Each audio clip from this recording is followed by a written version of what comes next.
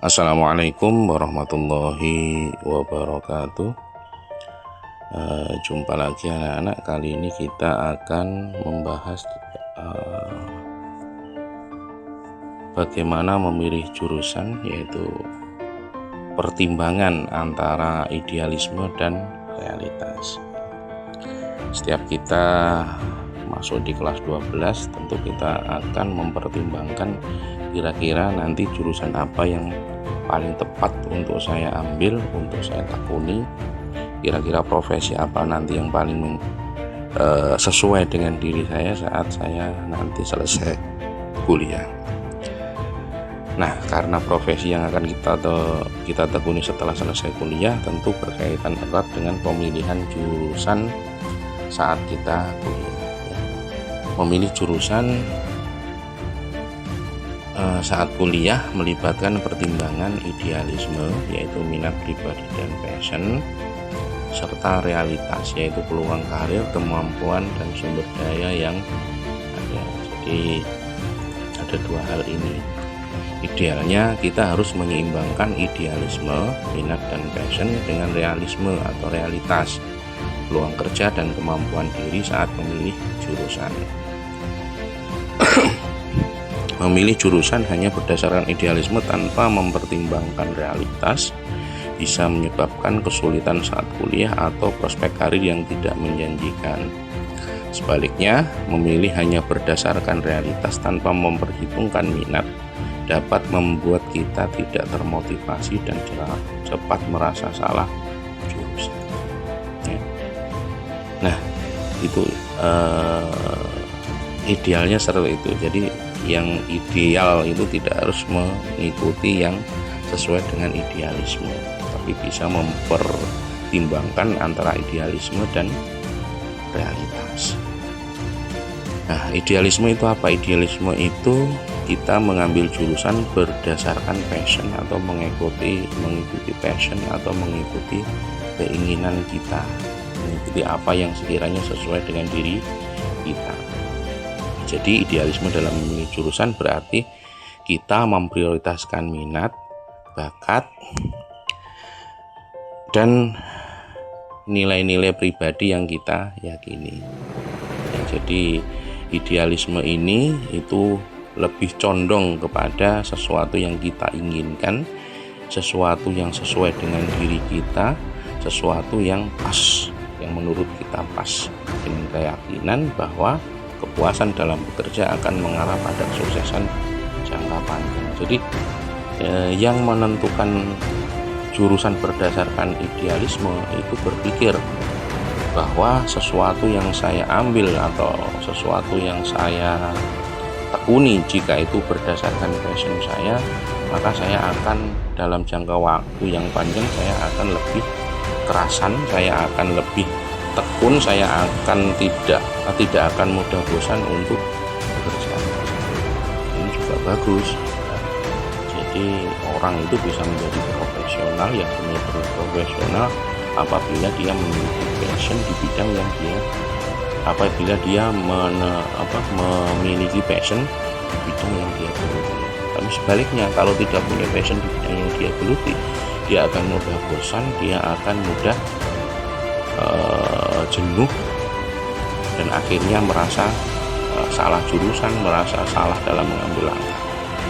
Kelebihan dari kita mengutamakan passion yaitu kita akan memiliki motivasi belajar yang tinggi, kita akan menikmati proses perkuliahan dan lebih mungkin mencapai potensi terbaik dalam bidang yang kita suka. Jadi kelebihannya seperti itu, karena itu sesuai dengan passion kita, maka kita akan punya motivasi belajar yang tinggi. Terus kemudian kita bisa menikmati proses perkuliahan dan lebih mungkin mencapai potensi terbaik dalam bidang yang dicintai atau dalam bidang yang kita sukai tadi. Tapi ada juga kekurangannya. Jurusan yang dipilih mungkin memiliki prospek kerja yang sempit atau persaingan yang ketat yang berpotensi menimbulkan tantangan finansial atau kesulitan mendapatkan pekerjaan setelah lulus. Nah, itu ya. Jadi ada kelebihan dan kekurangannya. Nah, sekarang kita masuk kepada realisme. Realisme yaitu yang mempertimbangkan kenyataan. Kalau tadi itu hanya mempertimbangkan idealisme saja, sekarang yang mempertimbangkan kenyataan. Realisme melibatkan pendekatan yang lebih pragmatis, fokus pada faktor eksternal seperti prospek kerja, kredit universitas, terus kemampuan diri, kemampuan finansial, terus kemudian peluang kerja, peluang karir di masa depan. Jadi realisme itu lebih mempertimbangkan kepada realitas yang ada, ya. Para pemilih realisme ini biasanya bersifat pragmatis. Jadi intinya lebih condong pada sesuatu yang sangat pragmatis. Apa yang sekiranya memiliki prospek yang baik dia masuki, tidak mempertimbangkan idealisme tadi. Jadi lebih menuruti pada prospek atau peluang karir. Itu jadi, dan ini punya kelebihan dan juga kekurangan.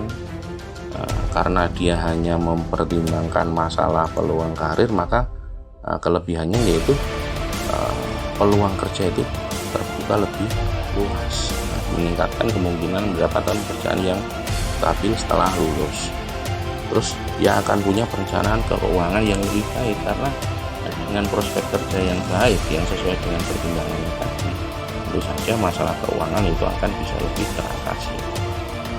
Nah, kemudian dengan kita mempertimbangkan realisme, tujuan yang lebih teratur berdasarkan sumber daya yang tersedia. Jadi kita akan lebih banyak bisa mempertimbangkan hal-hal sesuai dengan realitas, yaitu kemampuan finansial kita untuk mengambil jurusan itu, terus kemudian kemampuan akademik kita, terus kemudian kredit universitas yang akan dipilih dan lain sebagainya. Nah, tapi selain kelebihan juga ada kekurangan.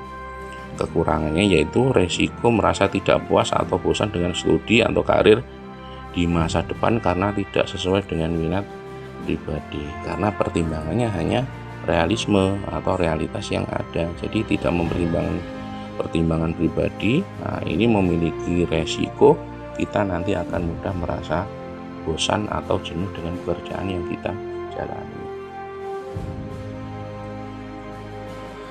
Nah, anak-anak, dari semua hal tadi itu kita harus bisa menemukan satu titik temu, ya, satu titik temu yaitu strategi yang seimbang. Jadi tidak hanya mempertimbangkan dari sisi idealisme saja atau sisi realisme saja.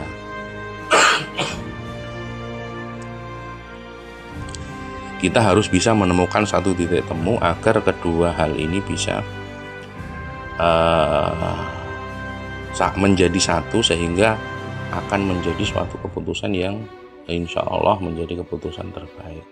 Jadi kita harus mempertimbangkan idealisme kita, juga mempertimbangkan realitas yang ada. Nah, untuk bisa menemukan titik temu ini ada beberapa strategi yang harus kita lakukan. Yang pertama yaitu kenali diri sendiri, lakukan tes minat dan bakat dan cocokkan dengan nilai mata pelajaran yang kamu kuasai. Terus kemudian riset mendalam, cari tahu kurikulum, metode pengajaran dan prospek dari jurusan yang kamu minati. Apakah jurusan idealis kamu memiliki jalur karir yang realistis, yang baik atau tidak. Jadi pertimbangannya kita ketahui dulu bakat dan minat kita. Nah, terus kemudian passion kita, misal kita minat di bidang bangunan, kita mau ambil teknik sipil, kita harus cari dulu informasi tentang apa itu teknik sipil, bagaimana itu teknik sipil, peluang kerjanya bagaimana dan lain sebagainya. Kalau ini sudah memungkinkan dan baik untuk diambil, baru kita ambil.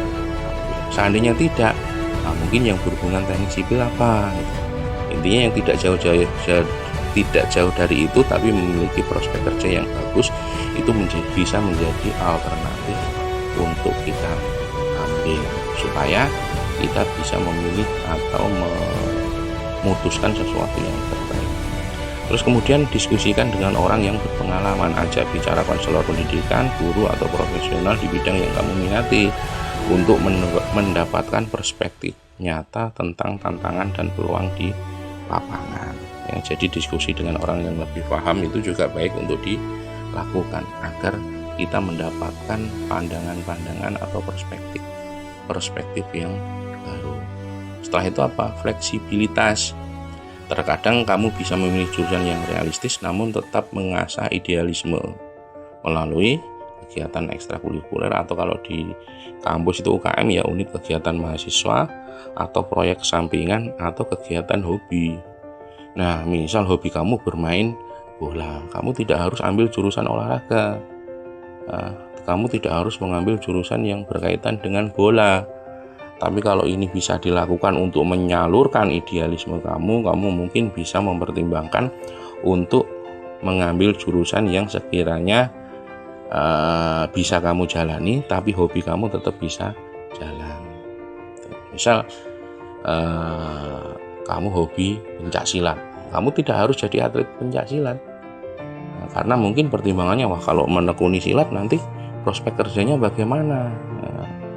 Akhirnya kamu cari yang memiliki prospek kerja untuk ambil jurusan kuliah pencak silat tetap jalan melalui kegiatan ekstra atau unit kegiatan mahasiswa pencak silat. Karena kalau di kampus itu unit kegiatan mahasiswa itu banyak, ada pecinta alam, ada pencak silat, karate, taekwondo, ada juga menulis dan lain sebagainya. Itu bisa menjadi alternatif untuk kamu pilih untuk menyalurkan passion kamu. Terus buat pilihan cadangan, beberapa ahli menyarankan untuk memiliki pilihan jurusan idealis dan realistis. Misalnya 2 pilihan idealis dan 2 pilihan realistis untuk membuka lebih banyak peluang ya. Dari semua itu pada akhirnya pilihan terbaik adalah jurusan yang memungkinkan kamu untuk menjaga motivasi selama masa perkuliahan sekaligus memberikan peluang yang layak untuk masa depan dan karir yang stabil. Jadi mempertimbangkan keduanya ya, terus kemudian membuat alternatif pilihan itu akan sangat dianjurkan. Seandainya tidak sesuai, tapi kalau passion kamu itu setelah kamu teliti memiliki peluang karir yang baik, ya sudah diambil saja. Diharapkan dengan itu kamu bisa menjadi orang yang profesional di bidang itu. Misal kamu punya passion di bidang komputer, kamu seneng utak-atik komputer, kamu seneng dengan web design dan lain sebagainya. Terus setelah kamu cari tahu tentang prospek kerja dan lain sebagainya, peluang usaha dan lain sebagainya, ternyata itu menjanjikan, ya sudah langsung jalan saja.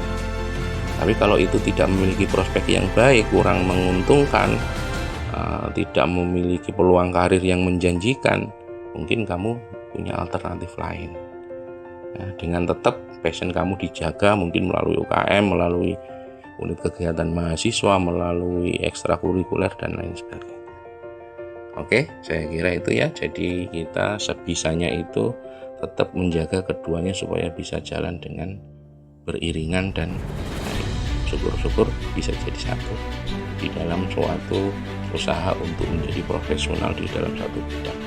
Saya kira cukup ya. Sampai jumpa pada video selanjutnya. Kalau masih ada yang bingung nanti bisa konsultasi ke saya agar kita bisa ngobrol dan menemukan solusi yang paling tepat. Sekian dari saya, sampai jumpa pada video selanjutnya. Assalamualaikum warahmatullahi wabarakatuh.